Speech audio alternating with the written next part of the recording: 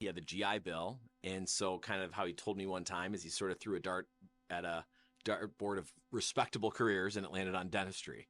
So he goes to become a dentist, and then he ends up being a dentist for about 10 years. But he discovers that he hates being a dentist, looking in people's mouths all day, and nobody wants to go to see the dentist. So he and my mom, just like hobby wise, especially my mom, they'd take us for hikes, and she got into backyard bird feeding, which got them going into a Wild Birds Unlimited store in Indiana.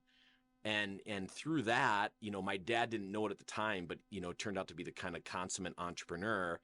He was looking around saying, I think I could do this. I think I could have a store like this and be way less stressful, which of course later he'd find out retail's not necessarily less stressful, but it'd be way less stressful. And Margie, that's my mom, she's into this. And so long story short is they made connections with the franchise that only had about 7, 8 stores at the time.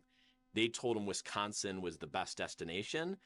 So they actually sent him, said, you can either go to Milwaukee, Green Bay, or Madison. So he went to Milwaukee. He's like, too big. He went to Green Bay, too small. And on the way back to Indiana, he went to Madison. He's like, just right. So they always joke that they took us on a covered wagon in 86 with my two other brothers, older brothers, and then Jimmy would come later. And yeah, we moved to Madison, and my dad started the Wild Birds Unlimited store. How old were you? I was 6 years old. And so he could have hit the kind of easy button and just stayed a dentist. I mean, it was a very good practice. He was like pretty much the only dentist in town in Kendallville, Indiana.